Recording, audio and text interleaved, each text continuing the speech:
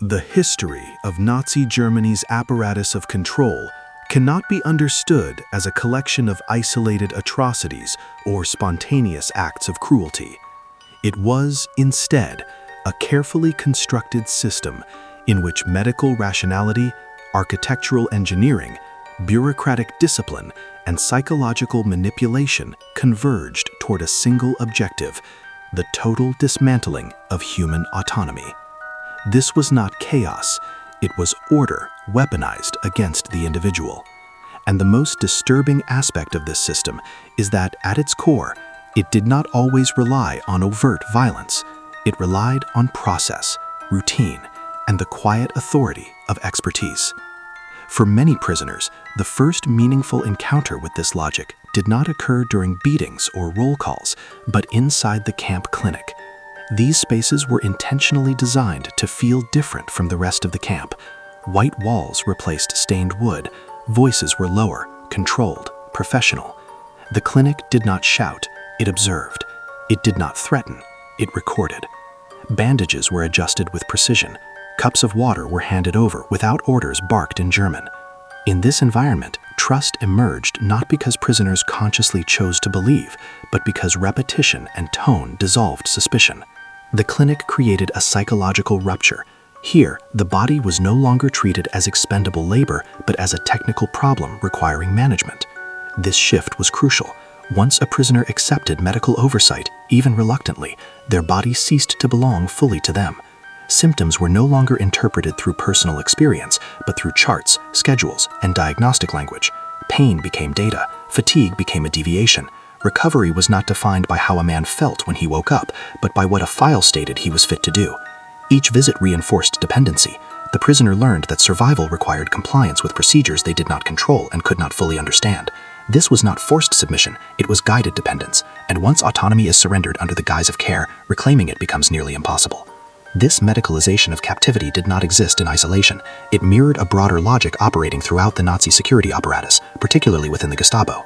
While the camps refined control over the body, the Gestapo refined control over the mind, using architecture itself as an instrument of psychological domination. Nowhere was this more evident than at the Gestapo headquarters at Prince Albrechtstrasse 8 in Berlin. This was not merely an office building, it was a laboratory of suffering disguised as administrative space. The building's layout was intentionally disorienting. Corridors twisted and intersected in ways that prevented prisoners from forming mental maps. Cells were engineered with precise lighting conditions, too dim to read or focus, yet too bright to allow true darkness. Time dissolved in these spaces. Without clear sensory markers, prisoners lost track of hours, days, sometimes even their own thoughts. Acoustics played a central role. In some sections, screams echoed through the halls, ensuring that suffering was shared even by those not currently being tortured. In others, soundproofing was so complete that silence became unbearable, producing the sensation of being erased from existence. These environments were not improvised, they were bureaucratic achievements. Drainage systems were installed to remove blood and waste efficiently. Lighting systems could be adjusted to produce blinding intensity or rhythmic flashes capable of inducing seizures. Across occupied Europe, this architectural logic was replicated. Schools, hotels, and apartment buildings were retrofitted with reinforced doors, specialized plumbing, and electrical systems designed explicitly for torture techniques such as waterboarding. The message was unmistakable. Terror did not require special locations. Any space could be converted. Normalcy itself was weaponized. Within these engineered environments, psychological torture evolved into a precise science. Figures such as Dr. Hans Scharf exemplified this evolution. Scharf understood that physical pain had limits. The human body could endure far more than the mind could rationalize. His interrogations rarely began with violence. Instead, they began with kindness, so unexpected it stabilized prisoners' expectations. Coffee was offered. Cigarettes were shared. Conversations unfolded casually, almost politely. This approach created cognitive dissonance in prisoners who had prepared themselves for brutality. Scharf exploited this dissonance meticulously. He engaged prisoners in seemingly harmless discussions, deliberately making small factual errors and allowing the prisoner to correct him. Each correction created a sense of intellectual superiority and control, an illusion. Gradually, critical information surfaced not through coercion, but through manipulated cooperation. Many prisoners later reported that they did not realize they had been interrogated until long after the session ended. These interactions were rarely isolated. They were often preceded by sensory deprivation. Prisoners were placed in gray, soundproof rooms devoid of visual or auditory stimulation. No clocks, no windows, no variation. Within 36 to 72 hours, hallucinations were common. Voices emerged from silence. Shapes appeared in blank walls. Thought fragmented. In this state, the mind sought structure anywhere it could find it, even in the voice of an interrogator. Sleep deprivation further dismantled resistance, known as the perpetual day. This technique involved continuous lighting and irregular interruptions that prevented restorative sleep. Prisoners lost the ability to maintain coherent narratives. Cover stories collapsed. Memory became unreliable. Identity itself began to erode. This erosion was deliberate. Identity disintegration was a cornerstone of Nazi control. Names were replaced with numbers. Personal histories were dismissed as irrelevant or false. Prisoners were told their families had abandoned them or were already dead. Letters were withheld or falsified.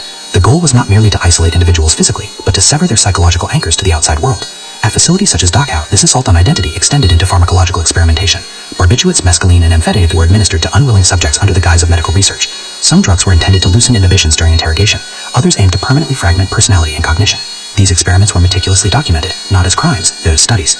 Doctors monitored stress thresholds, ensuring subjects survived long enough for continued observation. Perhaps the most primal and effective technique employed was the mock execution. Prisoners were led through the full ritual of death. Blindfolds, final words, the sound of weapons being prepared. At the last moment, the execution was halted. This was not done once, but repeatedly. Over time, anticipation itself became torture.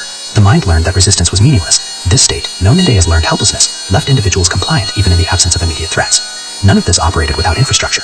A vast bureaucratic network sustained these practices. Doctors filed reports. Engineers designed restraint systems. Manufacturers competed for contracts to supply soundproof materials, shackles, lighting equipment. Torture was not a secret. It was an industry. Responsibility was fragmented across departments, ensuring that no single participant felt fully accountable. The consequences of this system did not end with liberation. Survivors carried permanent psychological damage, chronic anxiety, persistent hallucinations, dissociation, and a fractured sense of self. Many struggled to articulate their experiences, not because they lacked words, but because their identities had been systematically dismantled. Most unsettling is the legacy. Many psychological principles refined within this system were later studied, formalized, and incorporated into modern interrogation and intelligence practices. Stripped of their origins, they were reframed as neutral techniques. This continuity forces an uncomfortable realization.